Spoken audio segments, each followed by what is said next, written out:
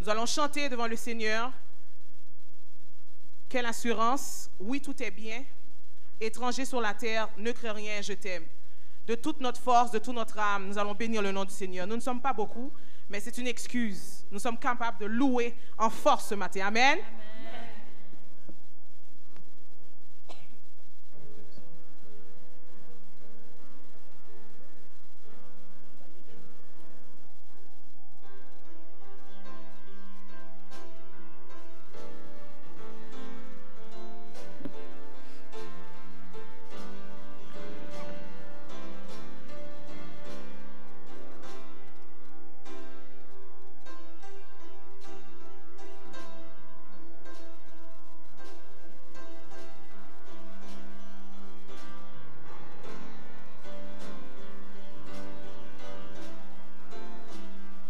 Quelle assurance, je suis sauvé.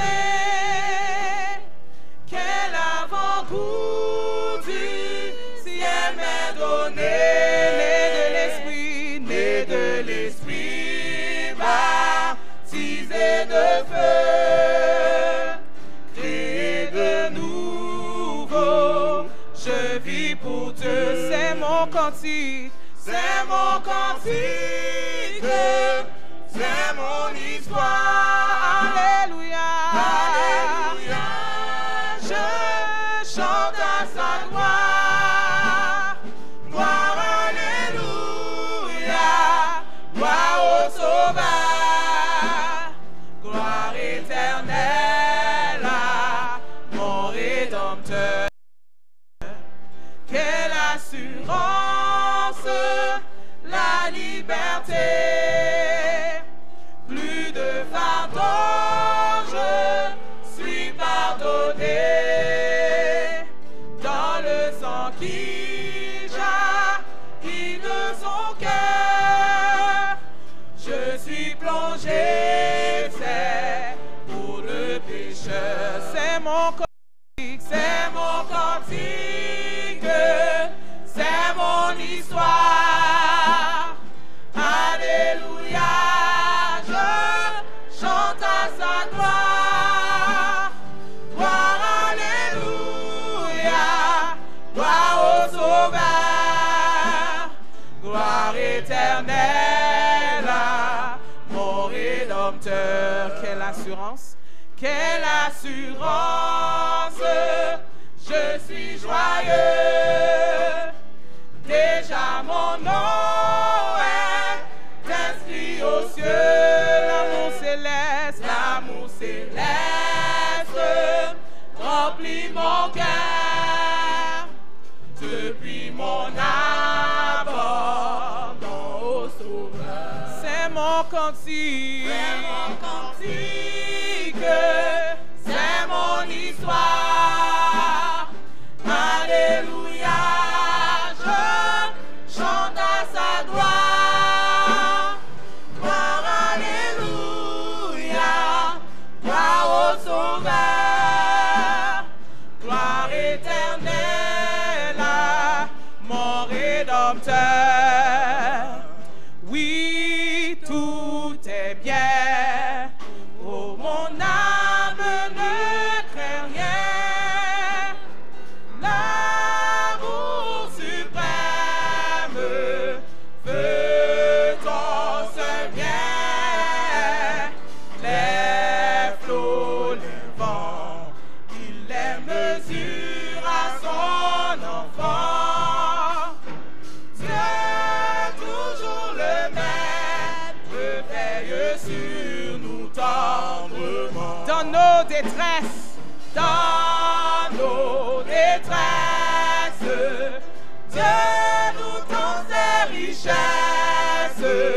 Son grand amour veille nuit et jour. Veille nuit et jour. Par nos douleurs, il veut former nos cœurs. Car Dieu concorde, il entend, il délivre toujours. Attends son heure,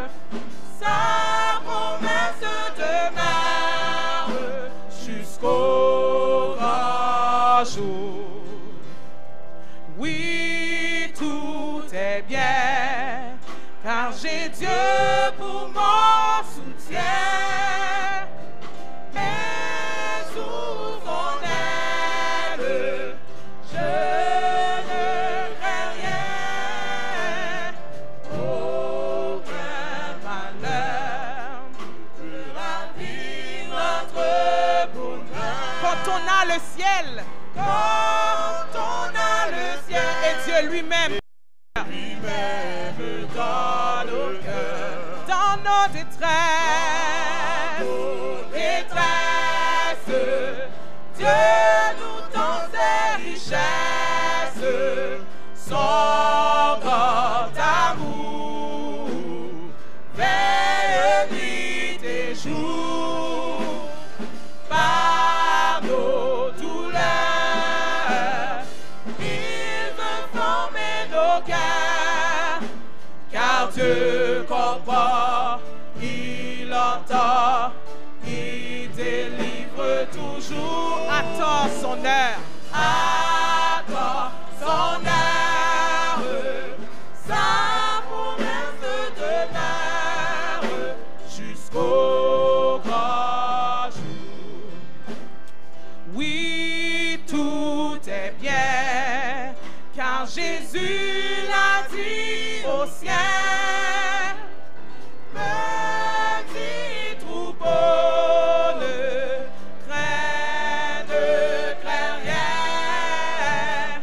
Dieu régnera, enfin le monde le verra. Sa gloire éternelle, le ciel et terre remplira.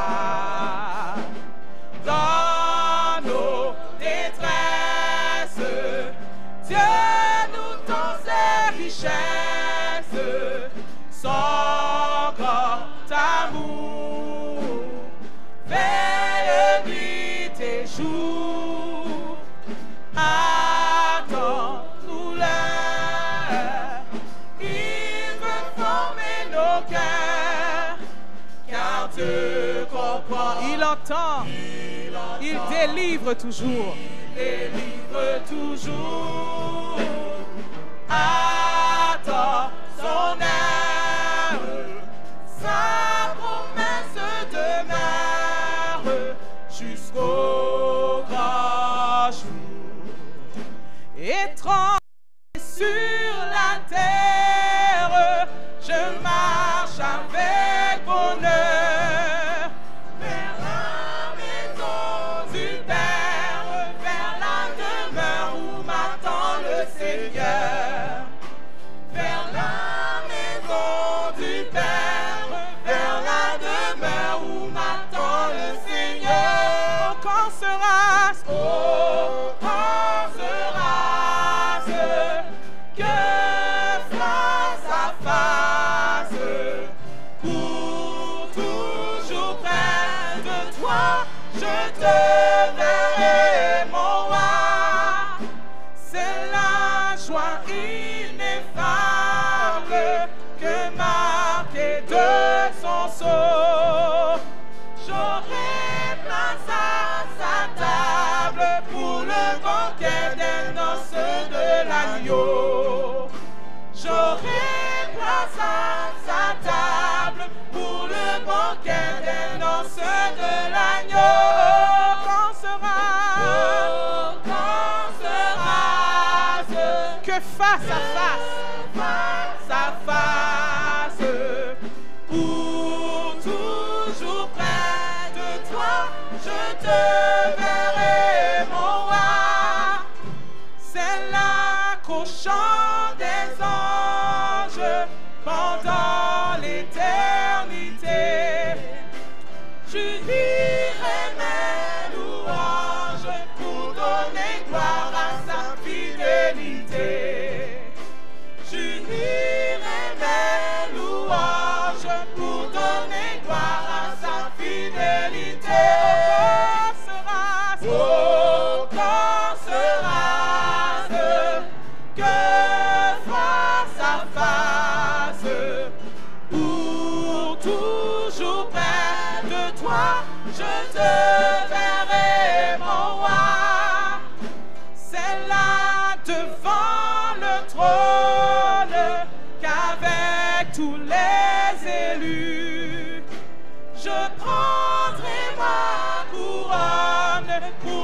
jeter à tes pieds, oh Jésus. Amen. Je prendrai ma couronne pour la jeter à tes pieds, oh Jésus. Mon corps sera ce face à face, pour toujours près de toi, je te verrai, mon roi, ainsi plein d'allégresse, conduit par ton amour. Je veux marcher sans cesse, ô mon sauveur, vers ton divin séjour. Je veux marcher sans cesse, ô mon sauveur, vers ton divin séjour. Ô corps sera,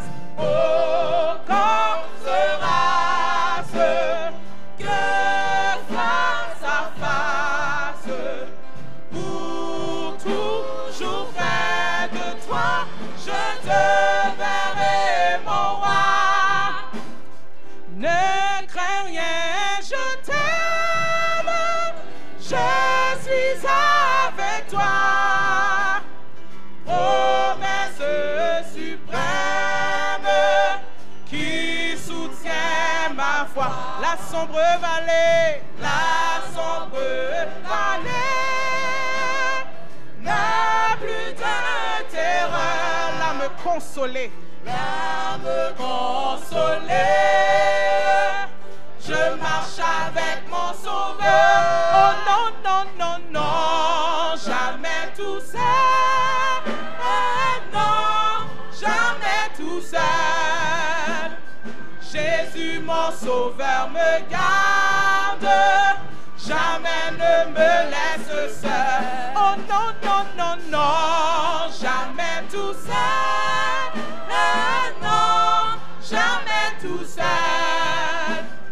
Jésus mon sauveur me garde, je ne suis jamais tout seul. L'aube matinière ne lui qu'au beau jour. Jésus ma lumière, m'éclaire toujours.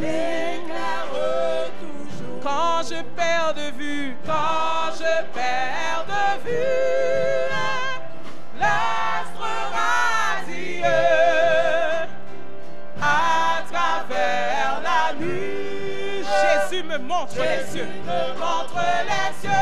Oh non, non, non, non, jamais tout seul. Non, jamais tout seul. Jésus mon sauveur me garde, jamais ne me laisse seul. Oh non, non, non, non, jamais tout seul. Non, jamais tout seul. Jésus mon sauveur me garde, je ne suis jamais tout seul. Les dangers accourent, subtils inconnus, de près il m'entoure. Plus près est Jésus, qui dans le voyage me redit c'est moi. Ne crains rien, courage, je suis toujours avec toi.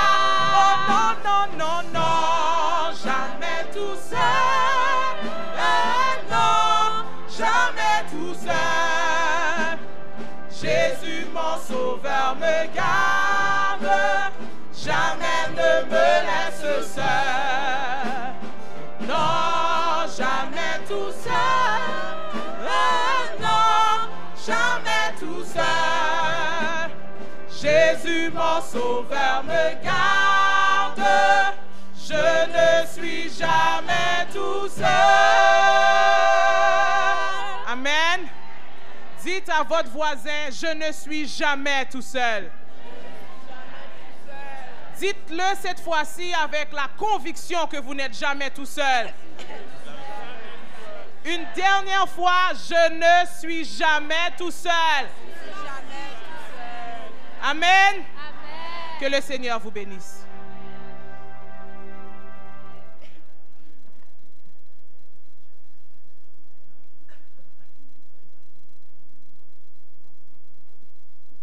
Chers frères et sœurs, amis visiteurs, chers jeunes, est-ce que vous êtes bien réchauffés maintenant?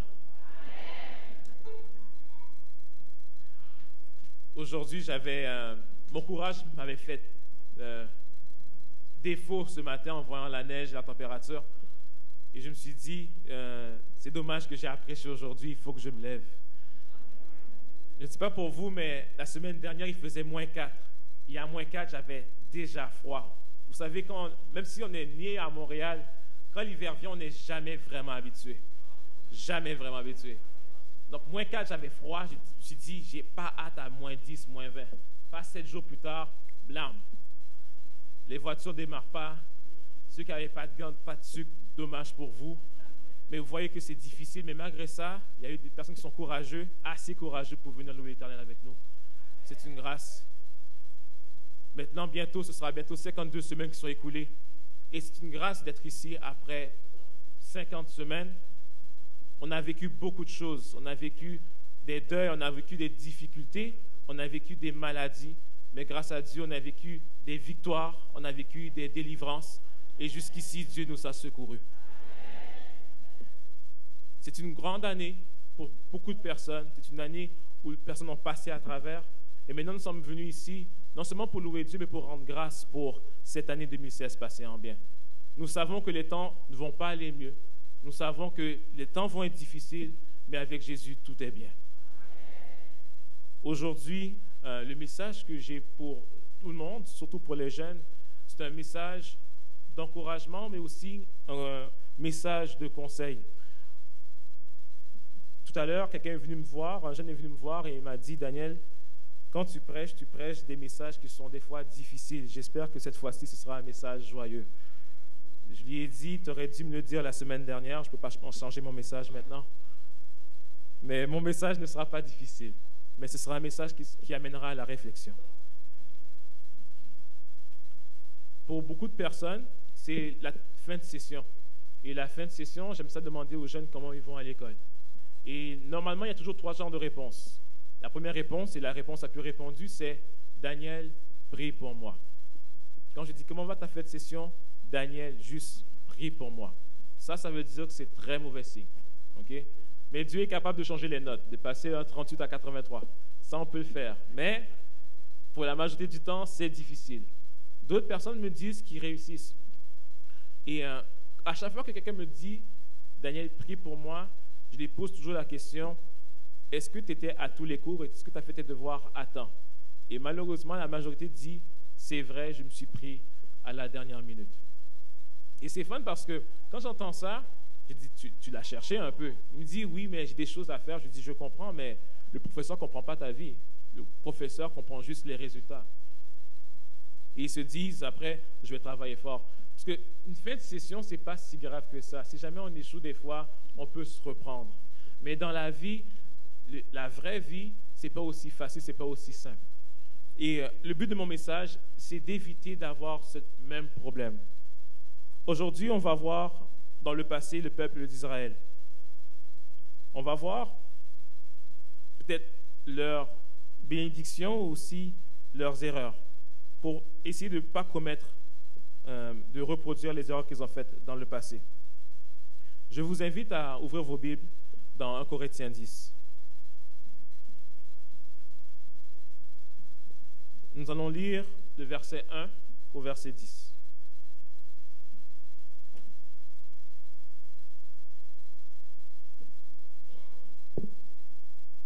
Que ce n'est pas encore projeté. J'espère que vous avez vos Bibles quand nous allons lire ensemble. Ok, d'accord. Lisons ensemble.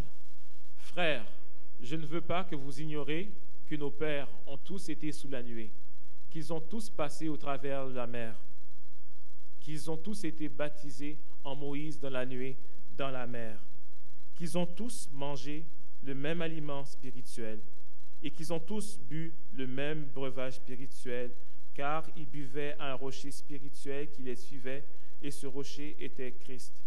Mais la plupart d'entre eux ne furent point agréables à Dieu, puisqu'ils périrent dans le désert. Or, ces choses sont arrivées pour nous servir d'exemple, afin que nous n'ayons pas de mauvais désirs comme ils en ont eu. Ne devenez point idolâtres, comme quelques-uns d'eux, selon qu'il est écrit, le peuple s'assit pour manger et pour boire, puis ils se levèrent pour se divertir. Ne nous livrons point à l'impudicité, comme quelques-uns d'eux se livrèrent, de sorte qu'il y tomba 23 000 en un seul jour. Ne tentons point le Seigneur, comme le tentèrent quelques-uns, qui périrent par les serpents. Ne murmurez point, comme murmurèrent quelques-uns, qui périrent par l'exterminateur. Et je lis versets 11 et 12. Ces choses leur sont arrivées pour servir d'exemple, et elles ont été écrites pour notre instruction, à nous qui sommes parvenus à la fin des siècles. Ainsi donc, que celui qui se croit debout prenne garde de tomber.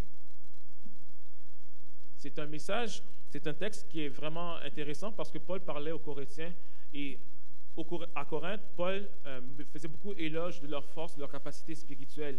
Ils étaient capables de discerner les bonnes et les mauvaises choses. Et il donnait des conseils par rapport à être fort, mais aussi d'être aimable envers les plus faibles qu'eux. Donc, les Corinthiens étaient assez sûrs d'eux-mêmes, mais Paul voulait les mettre en garde, de faire attention de ne pas se surestimer. En voyant l'histoire d'Israël, on peut voir qu'Israël avait été bien encadré, pas par simplement Moïse et Aaron, mais par Dieu lui-même. Dieu avait des plans pour Israël. Il devait quitter l'Égypte et conquérir Canaan. Pas juste rentrer à Canaan, mais le conquérir.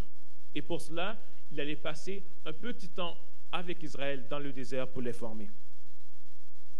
Dieu avait comme plan, pas 40 ans avec Israël, mais peut-être 1 mois ou même 40 jours avec eux avant d'aller à la terre promise. Mais ils ont passé 40 ans.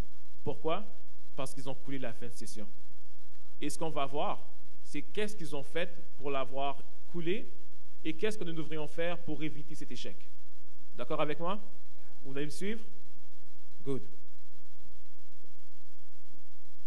On va prendre les versets, verset à verset, voir qu'est-ce qu'ils ont à nous instruire. Mais avant, nous allons courber la tête pour la prière. Seigneur Dieu, maintenant nous allons étudier ta parole. Ta parole ne peut être discernée par que des êtres spirituels. Je te demande de nous donner ton Saint-Esprit afin que nous puissions la comprendre et surtout la mettre en pratique. Afin que nous ne soyons pas comme des hommes qui bâtissent sur le sable, mais des hommes qui bâtissent sur le roc. Garde-nous en ta paix et en ta grâce, au nom de ton Fils Jésus. Amen. Commençons avec le premier verset. Frères, je ne veux pas que vous ignoriez que nos pères ont tous été sous la nuée et qu'ils ont tous passé à travers de la mer. Paul fait référence à l'Exode. Je ne sais pas si vous savez, mais ceux qui ont lu la Bible ou ceux qui ont vu le film, les 10 commandements, vous voyez que Dieu a délivré le peuple d'Israël d'une manière extraordinaire. Et ce qui est important à voir, c'est que c'est tout Israël qui a été libéré. Et même que des Égyptiens sont venus avec eux. C'était 603 550 qui sont sortis d'Égypte. Ça, c'est 603 550 hommes âgés de 20 ans et plus. Ça ne compte pas les femmes, ça ne compte pas les enfants et ça ne compte pas les Égyptiens qui sont partis avec eux. C'est un grand nombre. Dieu a délivré son peuple à bras étendus. D'accord? Tout le monde a fait face à cette délivrance. Et cette délivrance-là a été faite suite à la Pâque. Vous savez qu'est-ce qui s'est passé à la Pâque? Les gens sacrifiaient un agneau et ont passé le sang à travers de leurs portes afin que l'exterminateur ne détruise pas leur premier-né. Et ça, c'était un symbole. C'était un symbole que Dieu allait nous délivrer de nos péchés, délivrer de la mort pour nous amener à la liberté. Ce qui est triste dans l'histoire, c'est que sur les 603 550 personnes qui étaient âgées de 20 ans et plus, 2 sont rentrés dans la terre promise. 2 sur 600 000. Maintenant, on va voir comment 2 ont pu passer le test sur 600 000. Ça, c'est même pas 0,01%. Mais tous étaient Israélites. Tous étaient fils d'Abraham, d'Isaac et de Jacob. Alors, voilà ce que nos pères ont fait. Et c'est intéressant qu'ils disent nos pères, parce que physiquement, on est majoritairement haïtiens. Je ne pense pas qu'on est vraiment israélites, mais spirituellement, Israël est notre père. Spirituellement, nous sommes tous fils d'Abraham. Spirituellement, nous sommes tous héritiers de la vie éternelle. Amen. Voilà ce que Dieu a fait pour nous. Un, il nous a libérés. Deux, il nous a fait passer à travers de la mer Rouge. Imaginez une route avec 2 murailles d'eau qui s'élèvent à plusieurs mètres, peut-être même des buildings, et le monde traverse. Eux pouvaient chanter flots rugissants, flots en furie. J'aurais voulu être avec eux quand ils auraient marché à travers les eaux. Et ça a submergé pas les pharisiens, les Égyptiens qui les couraient après. Et ça représentait le baptême. Dieu a baptisé son peuple. Comme nous sommes baptisés, nous devenons propriété de Jésus, propriété de Dieu. Dieu a fait passer Israël pour qu'il soit sa propriété. Ils ont tous été baptisés en Moïse. Ils ont tous mangé le même aliment spirituel. Question, qu'est-ce qu'ils ont mangé comme pain spirituel? La manne. La manne venait d'où? Du ciel. Donc, ils n'ont rien planté, ils n'ont rien arrosé, ils n'ont rien récolté. Ils ont juste pris ce que Dieu les a donné. Pendant 40 ans, ils ont mangé du pain qui vient du ciel. Imaginez qu'à chaque matin, vous n'avez pas à travailler, vous avez juste à ouvrir votre tente, prendre du pain, rentrer chez vous. N'est-ce pas une grâce? Moi, j'aurais voulu ça, il faut que j'aille travailler pour ça. Eux, ils l'avaient pendant 40 ans. Et qu'est-ce que le pain représente? Oui, le pain représente la parole de Dieu, mais aussi représente le corps de Christ. Jésus disait souvent, voici mon corps, il faut que vous en mangez pour avoir la vie éternelle. Ils avaient tous aussi un breuvage spirituel. Et le breuvage, je ne sais pas si vous vous rappelez, mais où ils prenaient leur breuvage, ce n'était pas d'un ruisseau ou d'une rivière, c'était d'un rocher. L'eau sortait d'un rocher. Tout se faisait de manière surnaturelle, de par des miracles. Le pain vient du ciel, l'eau vient de la roche. Pour montrer que tout ce qu'ils avaient besoin ne dépendait pas d'eux, mais d'un seul sauveur. Nos besoins, nos problèmes, ce n'est pas nous qui les réglons, c'est notre Rédempteur. Ce que Dieu voulait les enseigner, c'est d'avoir confiance en lui. 40 ans, boire de l'eau d'un rocher et manger du pain du ciel. Ça, c'est un privilège que nous n'aurons jamais. Mais il l'avait. Et l'eau spirituelle représente le sang de Christ. Ce qu'on montre là, c'est que le peuple d'Israël a été baptisé et a fait la communion avec Dieu. C'est la Sainte Seine. C'est ce qu'on fait à chaque trimestre. On se rappelle de ce que Jésus a fait pour nous à la Pâque. On se rappelle qu'on est mort avec Christ dans le baptême et on prend la communion avec lui. Tous, que ce soit les Israélites et même les Égyptiens. Et ça, c'est une grâce. C'est-à-dire que Dieu inclut non seulement le peuple qui est là, mais même l'étranger qui veut le suivre. Ça, c'est une grâce de Dieu. Dieu fait distinction de personnes à ceux qui veulent vraiment le chercher, veulent vraiment le trouver. Et voilà la situation qui est dommage. C'est que Dieu les a délivrés. Dieu les a fait traverser la mer Rouge. Dieu les a donné le pain. Dieu les a donné l'eau. Dieu les a donné la chaleur avec la nuée de feu. Dieu les a guidés avec la nuée le jour. Et le verset 5 dit, « Mais la plupart d'entre eux ne furent point agréables à Dieu, puisqu'ils périrent dans le désert. » C'est intéressant parce qu'il dit tous ont reçu le baptême, mais la plupart périrent. Et dans la plupart, on parle de 600 000 qui périrent. Ceux qui sont allés à Canaan, c'est 2 hommes en haut qui étaient à cet âge-là, en haut de 21, et les enfants.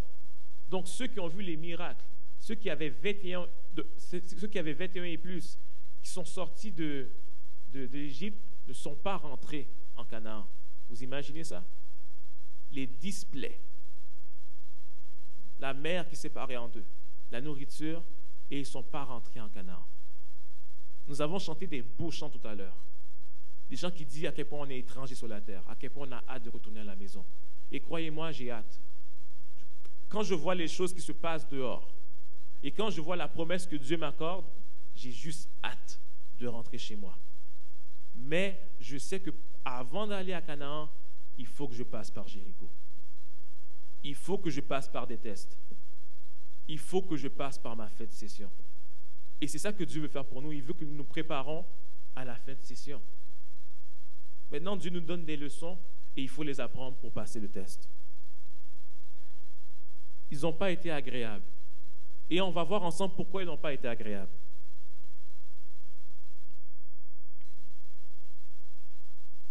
Le verset 6 dit, « Or ces choses se sont arrivées pour nous servir de quoi? D'exemple, afin que nous n'ayons pas de mauvais désirs comme ils en ont eu. » Et c'est beau, parce que Dieu nous donne ça comme exemple. Il aurait pu cacher cette histoire-là, une histoire mauvaise, négative, mais il nous donne pour notre instruction comme une leçon d'école. Comme une leçon d'école. Et voilà comment il commence. Mauvais désir, mauvaise impulsion, mauvais penchant. Nous sommes tous, on pourrait dire, spirituels par le baptême. Mais nous avons des corps qui sont charnels. Donc, nous avons un conflit en nous à chaque fois. Nous aspirons à vouloir faire de bien, mais qu'est-ce que notre corps ou notre instinct nous demande de faire? Le mal. Et Dieu nous demande tout de suite, tout le temps, que la chair est faible et que l'esprit est bien disposé et de toujours prendre le contrôle de la chair. Dieu nous donne le secours et la force qu'il faut pour réussir de passer à travers. Et le premier problème, c'est que la majorité du temps, nous laissons nos mauvais désirs là dans le cœur. Et c'est ça qui est arrivé avec Israël. Regardez qu'est-ce qui se passe. On peut lire, mais on ne lira pas, mais ce serait bien qu'on présente Nombre 11, le verset 4 à 6. Dieu donne du pain, la manne, tous les jours à Israël. Après une semaine, il y a du monde qui se plaigne. Okay? Comme nous, on se plaignerait aussi. Quand on mange du pain pendant une semaine, qu'est-ce qu'on veut par la suite? La viande. Il y a du monde qui ne peuvent pas manger s'ils n'ont pas leur morceau de viande à côté. Okay? Je ne vais pas passer mon message par rapport à l'alimentation végétarienne. Mais ce que je veux dire, c'est que Dieu les proposait le meilleur, mais leur cœur voulait quelque chose de mauvais. Et ce qui est intéressant, c'est quand il parlait de la viande, il parlait de la viande qui était où? En Égypte. Donc, on est libéré, on a la nourriture de personnes libres, mais ma viande là-bas, ça me manque. Ça me manque. Donc, vous savez, c'est normal d'avoir des désirs, des penchants de l'extérieur, mais du passé. Mais il faut toujours le mettre sous contrôle. Et maintenant, nous vivons dans un monde, on vit dans une société où la tempérance, où le self-control n'existe quasiment plus. Même que le conseil est, suis tes instincts, suis tes pulsions, ne te laisse pas contrôler, sois libre de toi-même. Les jeunes le vivent et je suis sujet à l'exposition de cette philosophie. Maintenant, quand ça arrive, ça rentre. Avec le temps, on a de moins en moins envie des choses spirituelles et on veut plus de choses charnelles. L'homme spirituel désire des choses spirituelles. L'homme charnel décide des choses charnelles. Et ce qui est difficile à comprendre et à savoir, c'est pas parce que Dieu nous a baptisés, Dieu nous a donné autant de bénédictions qu'on est automatiquement spirituel à perpétuité. Et l'erreur, c'est qu'ils ont cru que, vu que Dieu nous a libérés, vu que Dieu nous a sauvés, nous sommes sauvés à jamais. On peut faire ce qu'on veut, Dieu est avec nous. Donc, ils commencent à demander de la viande. Est-ce que vous comprenez un peu la situation? Première erreur, ils avaient des mauvais penchants. Ils ne l'ont pas contrôlé, ils l'ont laissé s'extérioriser. Deuxième erreur, dans le verset 7, ils disent « Ne devenez point idolâtres comme quelques-uns, selon qu'il est écrit, le peuple s'assit pour manger, pour boire et pour se divertir. » Celui-là, on va le lire. C'est Exode 32, le verset 1 à 6. Ça, on se rappelle, Moïse était sur la montagne pour recevoir les 10 commandements. Pendant ce temps-là, le peuple l'attendait parce que ça faisait 40 jours et 40 nuits qu'il n'était pas venu. Alors, vu qu'il n'était pas là, ils voulaient adorer quelque chose. Ils ont demandé à Aaron de leur faire une image taillée. On va lire rapidement le verset 4 à 6. Lisons ensemble. Le peuple... Oh, ok, on va lire le verset... je m'excuse. Le verset 1 à 6, c'est ça? D'accord. Le peuple, voyant que Moïse tardait à descendre de la montagne, s'assembla autour d'Aaron et lui dit, « Allons, fais-nous un Dieu qui marche devant nous, car ce Moïse, cet homme qui nous a fait sortir du pays d'Égypte, nous savons ce qu'il est devenu. » Verset 2. Aaron leur dit, « ôtez les anneaux d'or qui sont aux oreilles de vos femmes, de vos fils et de vos filles, et apportez-les-moi. » Verset 3. Ils ôtèrent les anneaux d'or qui étaient à leurs oreilles et les apportèrent à Aaron. 4. Il les reçut de leurs mains, jeta l'or sur le moule et fit un veau d'or en fonte. Et il dit, « Israël, voici ton Dieu qui t'a fait sortir du pays d'Égypte. » Verset 5. Lorsqu'Aaron vit cela, il bâtit un autel devant lui et s'écria, « Demain, il y aura une fête à l'honneur de l'Éternel. » Verset 6. Le lendemain, ils se levèrent de bon matin, ils offrirent des holocaustes et des sacrifices d'action de grâce. Le peuple s'assit pour manger, pour boire, puis se levèrent pour se divertir. Voilà qu'est-ce qui arrive quand on a un esprit charnel. Quand on a un esprit charnel, on manque de discernement. On n'est plus capable de savoir qu'est-ce qui est correct, qu'est-ce qui n'est pas correct, alors on a tendance à mélanger les deux. Qu'est-ce que le peuple voulait faire? Il voulait simplement adorer Dieu. Mais malheureusement, le fait qu'ils sont toujours charnels, ils ont mélangé ce qu'ils avaient avant avec ce qu'ils comprenaient de Dieu. Vous savez qu'est-ce qu'on appelle un sacrilège? C'est quand quelqu'un mélange le sacré et le profane ensemble. Et ça, c'est une erreur qui est fatidique. Dieu a ça en horreur. C'est pour ça qu'il dit que les choses saintes, c'est à part, les choses profanes, c'est à vous. Mais il y a un moment où il faut les séparer. Il faut toujours les séparer.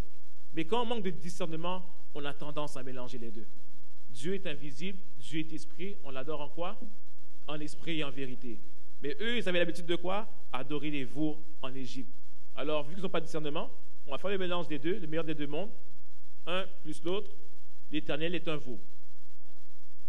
Et c'est ça qu'ils ont fait. Ils ont personnifié Dieu en tant que vache. Vous imaginez? Dieu qui a créé le ciel et la terre, qui a fait l'homme à son image, c'est même pas un homme qu'ils ont fait, c'est un veau. Manque de discernement, intempérance.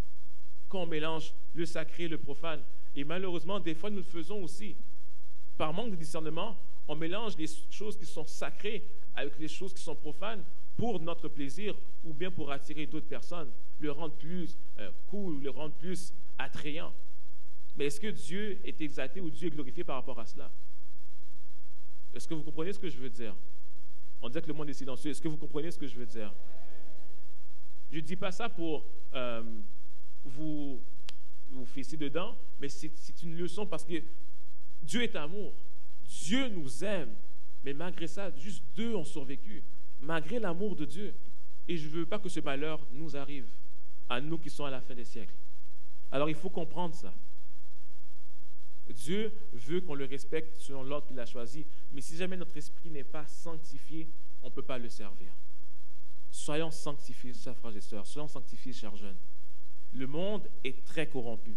Et l'esprit qu'il nous donne, l'image, les émissions, même la lecture que nous lisons, veut nous faire détourner de Dieu. Il faut que nous passions du temps de qualité avec Dieu, dans sa parole. Et c'est ça qui a causé ce problème. Quand on dit manger et boire, ce n'est pas manger du pain et boire du jus. Okay? C'était des aliments sacrifiés aux idoles et c'était de la boisson. Et quand ils disent se lever pour se divertir, ce n'était pas jouer au football, ce n'était pas jouer au soccer. Si vous comprenez un peu l'histoire du monde, surtout dans ce qui a trait à l'idolâtrie, tout ce qu'il y avait comme scène d'idolâtrie venait après perversité sexuelle. Donc, quand ils disent se lever pour se divertir, la Bible met un censure, il met un censure, parce qu'il y avait des choses mauvaises et très immorales qui se faisaient après ça. Et ça, c'était à l'honneur de l'Éternel. Donc, Esprit charnel, amen. Manque de discernement, amen.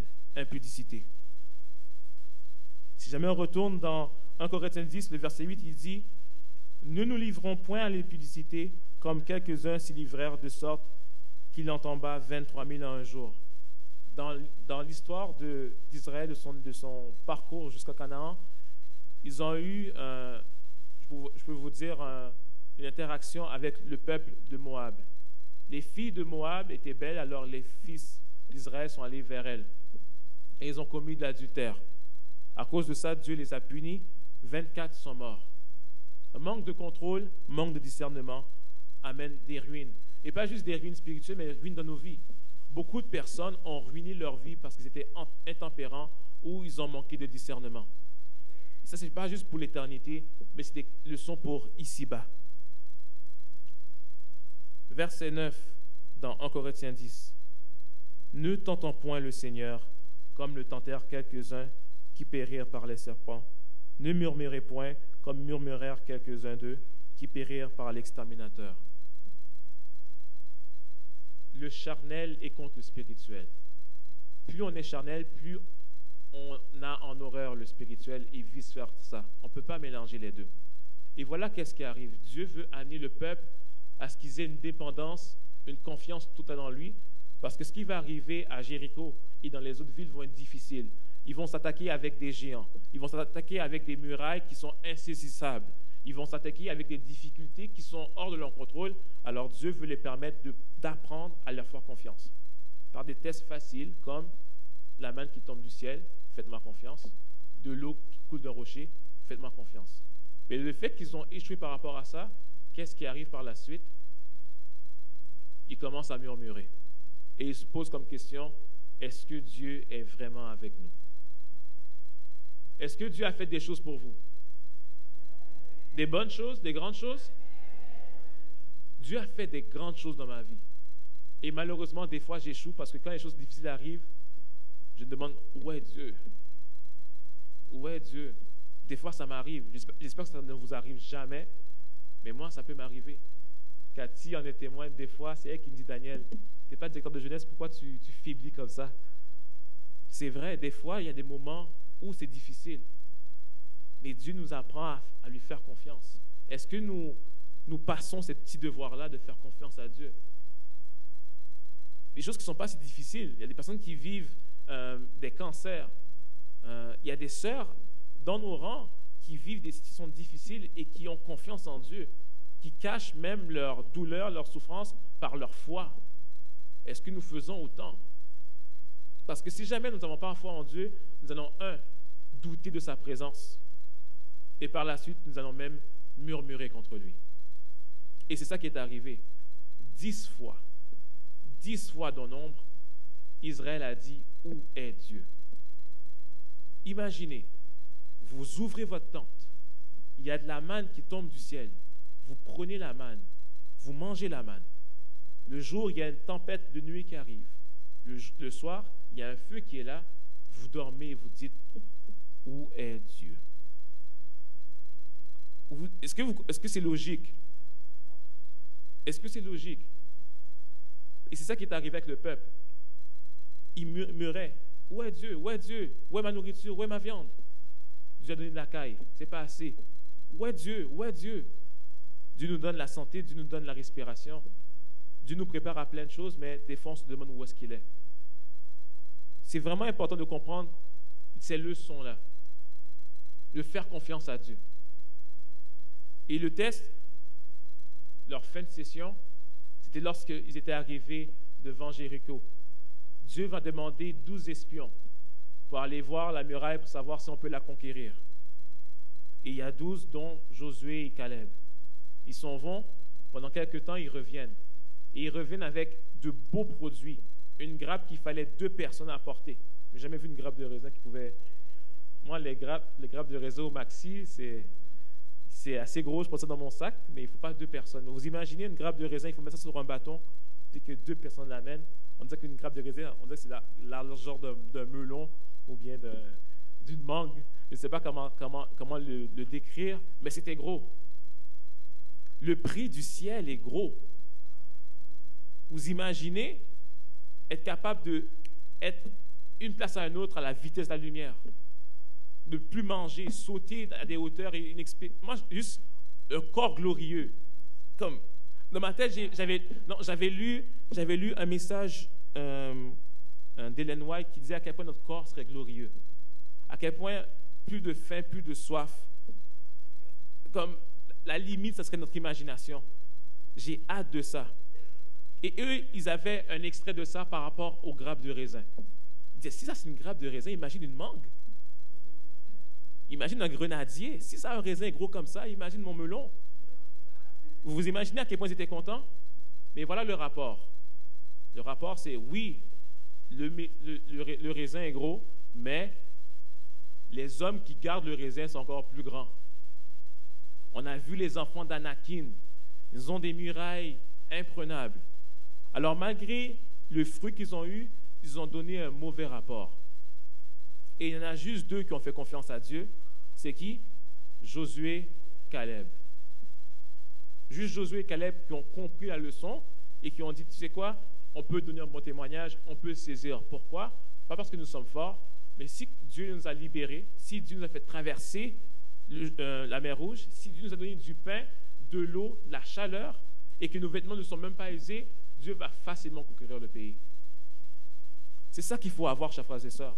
Confiance en Dieu devant les difficultés. Devant la fête de session, avoir du courage. Mais ça ne s'en prend pas en un jour, ça ne s'en prend pas en une semaine, ça s'apprend depuis le jour 1. Depuis le jour 1. À mon école, il y avait un professeur en orientation qui me disait, vous savez quand est-ce que la fin de session commence? Le premier jour de classe. Parce que si vous n'êtes pas là le premier jour de classe, le prochain cours, vous devez étudier plus intérêt. Et il y a une limite à ce que l'intérêt qu'on peut prendre. Parce qu'après, votre cerveau fait faillite. Il n'est pas capable de prendre trop. Et ça m'est arrivé. À un moment donné, j'avais une session, un cours que je pensais comprendre, réussir. À la veille, je devais ouvrir le livre. Quand j'ai lu les 5 premières pages, mon esprit a fait... Il a fait, oublie ça, Daniel. Oublie ça. Oublie ça. Juste dors, fais l'examen, prie et espère. Et espère. J'ai fait mon examen parce que je savais que lire ne servait à rien. Quand vous avez de l'algèbre pendant 10 pages, vous devez apprendre les formules par cœur, ça ne sert à rien d'essayer d'apprendre. À part si on est Sandra ou bien on est actuaire, mais moi je suis limité. Alors, j'ai eu un très bel échec, un échec cuisant, mais j'ai appris par rapport à ça. J'ai beaucoup appris par rapport à ça. Dorénavant, premier jour, premier devant le bureau, premier devant le professeur, note déjà prêt. Il faut ce genre de leçons-là. On doit, en tant qu'homme, en tant que femme, on doit vivre des échecs. Mais il y a des échecs qu'on peut se permettre de prendre, il y a des échecs qu'il ne faut absolument pas échouer, absolument pas prendre. Et l'échec par rapport à la Canaan céleste, il ne faut certainement pas l'échouer. Ils ont murmuré, ils ont donné un mauvais rapport, Josué a donné un bon rapport. Et qu'est-ce qui est arrivé par la fin? Si jamais on lit Nombre 14, on n'aura pas le temps de lire parce qu'il est déjà presque l'heure. Nombre 14, les chefs, et ce n'est même pas juste les Israélites, les chefs des Israélites, les chefs que Moïse a instaurés, étaient prêts à lapider Josué et Caleb parce qu'ils ont donné un rapport différent de leur. Je veux que vous compreniez un peu la croissance. 1. Désir charnel, intempérance, impudicité et maintenant haine envers les enfants de Dieu. Je sais que parmi vous, il y a des gens qui ne vous aiment pas parce que vous suivez Dieu de tout votre cœur. Dans cette église, il y a du monde qui sont persécutés. Dans la jeunesse, il y a des jeunes qui veulent faire de leur mieux, qui sont bloqués parce qu'ils essayent de suivre Dieu de tout leur cœur. Nous sommes tous baptisés. Qui est baptisé? Levez la main. Jeunes et adultes, qui est baptisé? Attends, il y a juste autant de baptêmes qui sont là? S'il vous plaît, levez la main ceux qui sont baptisés. Levez la main ceux qui prennent la communion. Maintenant, levez la main ceux qui se disent qu'ils vont monter au ciel. J'espère que vous levez tous votre main. Selon l'histoire, une minorité est allée au ciel, est allée à Canaan. Moi, je veux que le ratio ici soit plus gros. Il faut que nous tous, nous soyons au ciel. Mais il faut que nous tous, nous comprenions nos leçons. Maintenant, ils ont murmuré. C'est pour ça que je donne ce message-là à vous. Je préfère être un Caleb, un Josué qui vous dit qu'est-ce qui se passe et vous prévenir, que d'être quelqu'un qui vous donne un rapport auquel vous voulez, que vous voulez entendre, que vous voulez vous attendre. Si jamais je vous donne des bonnes choses tandis qu'il faut se préparer à un examen, j'aurais été un mauvais professeur. Et à la fin, vous auriez haï le professeur. J'avais un professeur qui était vraiment chill. Vraiment chill. On aimait le professeur, il parlait, on donnait des blagues, mais à la fin, le 3/4 avait coulé l'examen. Et ce qui est drôle, c'est que le 3/4 a écrit une lettre de plainte contre le professeur. Mais on a tous ri avec lui. On a tous ri. Mais un bon professeur, ce n'est pas celui qui fait plaisir aux gens. Le bon professeur amène les gens à réussir. Et c'est ça que Dieu veut faire pour nous, nous amener à réussir. Et des fois, c'est des choses qu'on n'aime pas. Mais c'est des choses qui sont utiles pour notre salut. S'il vous plaît, sœurs jeunes, écoutez l'instruction. Surtout l'instruction de vos aînés. À cause de leur murmure par rapport à Josué et Caleb, Dieu a fait un choix. Je les ai donné tous ces devoirs à faire, ils les ont tous échoués. Maintenant, qu'est-ce que je vais faire? Ils ont échoué, ils ne peuvent pas passer à travers. Ils vont rester dans le désert. Ce qui est bon, Dieu est bon, il n'a pas éliminé le peuple, il a juste éliminé ceux qui étaient indignes. Donc, ceux qui étaient âgés de 20 ans et moins sont restés pendant 40 ans dans le désert, le temps que les autres partent. Et ce qui est triste, c'est que même Moïse, même Aaron, qui ont libéré le peuple, sont restés dans le désert. Juste Josué, Caleb. Et les jeunes qui étaient en bas de 20 ans. Donc, vous imaginez à quel point notre manque de confiance peut affecter non seulement nous, mais notre famille et nos amis autour de nous. Parce que le petit jeune qui avait 10 ans, qui était prêt à courir et jouer à Canaan, maintenant il est rentré à 50 ans.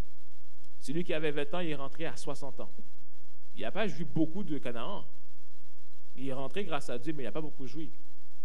Est-ce que vous comprenez un peu la situation? Et maintenant, nous sommes jeunes, nous avons beaucoup de responsabilités. Nos amis, nos fréquentations, et même ceux qui sont mariés, nos familles dépendent de nos choix, de nos décisions. Et ces décisions vont nous affecter à court, long et très long terme. Prenons cette décision de faire attention, de prendre des bons choix. Et ce que j'ai aimé avec Josué, et que je peux prendre comme exemple avec Josué pour terminer, c'est que Josué, si vous lisez un peu l'histoire, Josué était toujours avec Moïse. Toujours avec Moïse. Même que Dieu disait, Josué, Moïse, vous pouvez monter. Et quand Moïse et Josué montaient à un certain niveau, Dieu disait, juste Moïse monte. Mais Josué était toujours en attente. Josué est jeune en passant. Les filles étaient belles en bas de la montagne. Il aurait pu descendre, mais il a vu plus loin. Les jeunes, vous pouvez voir plus loin. Vous pouvez voir plus loin que nos pères. Vous pouvez voir plus loin que vos parents. Vous avez une grosse destinée. Et quand je vois ce qui se passe dans le monde, instabilité politique, sociale, financière, naturelle, Dieu arrive. Je sais qu'on a des belles aspirations dans les 5-10 prochaines années. Mais croyez-moi, préparez ça, mais mettez-vous en tête que Dieu va venir. Et ce sera une belle libération. Mais avant cette libération, il y aura un gros test. Il y aura un gros test. Et ça, il ne faut pas le mentir. Dieu veut nous préparer par rapport à ça. Et ça, je vous le dis de toute mon âme. Je lis ma Bible et des fois, je suis triste. Parce que je me dis, est-ce que je suis le seul à comprendre qu'est-ce qui se passe? Est-ce que je suis le seul à vouloir me préparer par rapport à ça? Et quand je vois les personnes dans le monde qui se divertissent et qui commencent à nous influencer, j'ai peur pour vous. J'ai peur pour moi. Dieu m'a dit, ne crains rien, je t'aime. Et ça, j'y crois. C'est mon chant préféré à cause de cette première phrase. Ne crains rien, pas parce que je suis fort, ne crains rien parce que je t'aime. Ça implique que je vais tout faire pour que tu sois sauvé. Maintenant, c'est à nous de savoir, est-ce que je vais prendre la main de celui qui nous aime? Est-ce que je vais prendre sa main? Chers jeunes, est-ce que vous allez prendre sa main? Adultes, allons-nous prendre sa main en ces temps de la fin? Parce que sa main ne restera pas allongée très longtemps. Il nous aime, mais il est aussi juste. Il nous aime, mais il y a aussi un temps de grâce qui prend fin. Il nous aime, mais la fin de session arrive. Nous sommes en retard. Mais nous avons encore le temps de nous rattraper. Pourquoi? Parce que nous avons la grâce d'avoir le souffle de vie en nous. Prenons ce temps. Est-ce que vous allez prendre ce temps avec moi pour se rattraper et passer ce test ensemble? Est-ce que nous allons prendre la décision en cette fin d'année de revoir nos priorités, revoir nos penchants? Ce n'est pas mauvais d'avoir des mauvais penchants. Dieu nous l'a dit, mais c'est mauvais de le garder. C'est mauvais de rien faire par rapport à ça. Je demande de vraiment réfléchir et de prendre un choix par rapport à ça. Êtes-vous avec moi là-dessus pour passer ce test? Êtes-vous avec moi là-dessus pour prendre ces leçons qui ne sont peut-être pas fun, mais qui sont importantes pour notre instruction? Alors je vous demande de se lever, de vous lever pour le dernier chant. Nous allons chanter ensemble. Et que ce dernier chant ne soit pas un chant simplement parce qu'elle est belle, mais qu'il nous amène à nous inspirer, à savoir dans quel temps nous sommes, à savoir à quel point nous avons besoin de Dieu présentement, à savoir que les temps vont être difficiles, mais que Dieu, par sa promesse, nous permet de nous garder si et seulement si nous faisons confiance. Et cette confiance ne se travaille pas du jour au lendemain, c'est quotidien. C'est peut-être difficile, mais c'est atteignable. Ensemble, nous allons entonner le dernier chant pour conclure. Numéro 284. Seigneur, attire mon cœur à toi.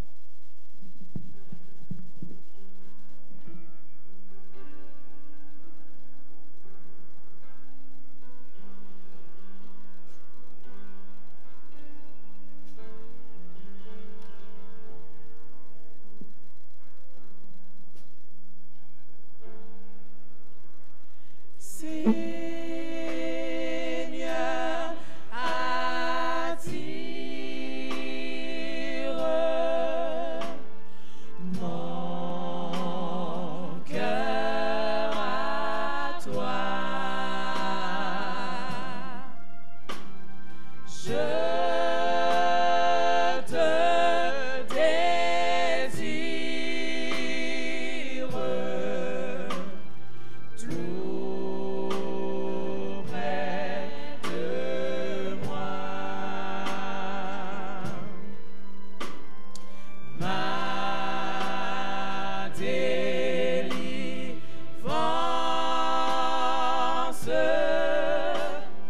dans le danger, c'est à présent ce divin berger. C'est à présent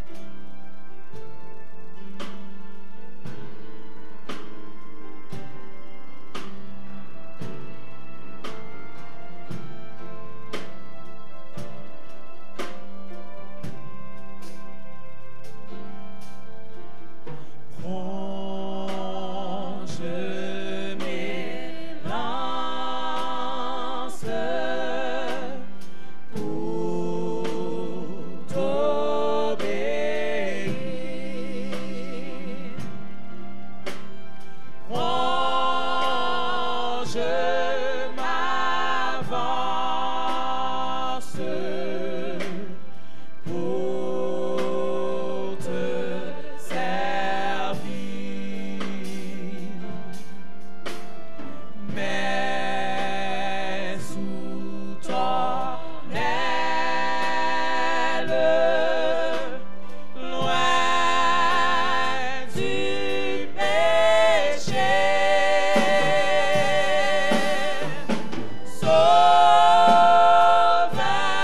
fidèle, le tien, moi caché.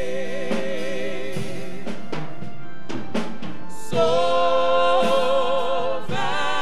fidèle, le tien, moi caché.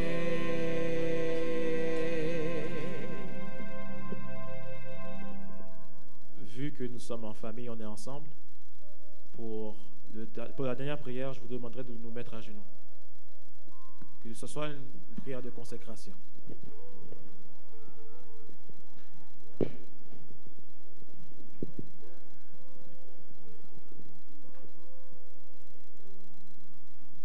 Seigneur Dieu, merci. Merci pour ces 50 semaines. Merci pour cette grâce que tu nous donnes. Merci pour le souffle de vie. Merci pour ta patience, pour ta bonté envers nous. Seigneur, merci pour les bénédictions, pour les privilèges que nous puissions avoir, non seulement le titre d'être enfant de Dieu, mais le titre d'être héritier du royaume. Merci pour ces récompenses. Merci pour cette gloire que tu nous donneras bientôt. Seigneur, nous sommes assurés que tu n'es pas un homme pour mentir, ni un fils de l'homme pour se repentir. Est-ce que ce que tu as promis, tu vas le délivrer? Seigneur, nous sommes faibles. Des fois, nous oublions ta grâce. Des fois, nous voulons retourner en arrière. Et durant cette année, nous avons commis des erreurs. Mais Seigneur, tu nous as toujours pardonné. Et jusqu'à maintenant, tu veux toujours nous amener à être meilleurs. Seigneur, des fois, nous ne croyons même pas en nous-mêmes. Mais tu nous donnes ta force et ta grâce. Tu nous fais confiance malgré que nous-mêmes, des fois, nous n'avons pas une estime de nous-mêmes. Seigneur, aide-nous à comprendre. Touche notre cœur si notre cœur est endurci. Fais-nous comprendre à quel point nous avons besoin de toi, surtout avec les temps qui courent, avec les temps de la fin qui arrivent à grands pas, avec cet examen que nous devons passer, nous ne sommes pas prêts. Et nous savons qu'avec toi, tout est possible. Bénis cette assemblée. Bénis ces jeunes. Bénis ces parents. Bénis ces dirigeants. Seigneur, donne-nous du courage et donne-nous la foi qu'avec toi, nous irons de l'avant. Nous briserons des murailles et nous arriverons à la Canaan céleste. Soit avec nos cœurs, soit avec notre esprit, soit avec ceux qui sont rebelles, soit avec eux qui sont des Josué et des Caleb, préserve-les. Et nous, Céleste Père, change-nous. Garde-nous en ta paix et en ta grâce en ce sabbat. Et que nous puissions retourner chez nous. Que nous puissions nous reposer en toi, nous ressourcer en toi. Et que cette journée ne soit pas seulement une journée d'allégresse et de joie, parce que je sais que tu nous as déjà exaucés, mais aussi une journée où nous puissions comme nous rapprocher, que nous puissions vraiment grandir et devenir meilleurs que lorsque nous étions venus. Protège-nous, garde-nous une fois de plus au nom de ton Fils Jésus, qui vit et qui règne au siècle des siècles. Amen. Que la paix.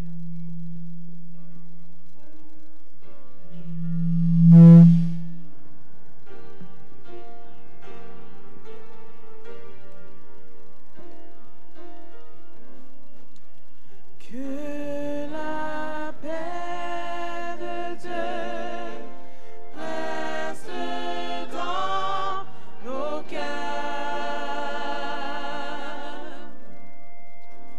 Que la paix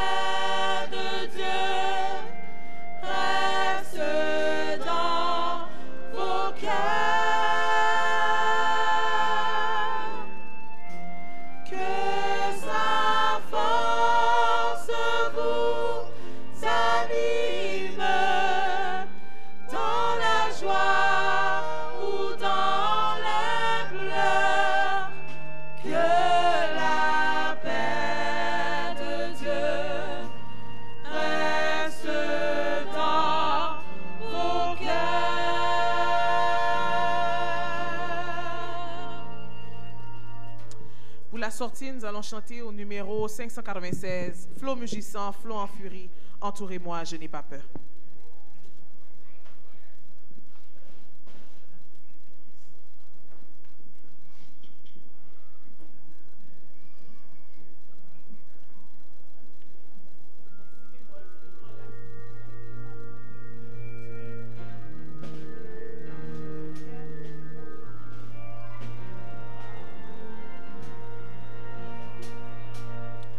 Flot mugissant, flot en furie, entourez-moi, je n'ai pas peur, quoi qu'il en soit, paix infinie, jusqu'à là-bas est mon sauveur. Le gouvernail,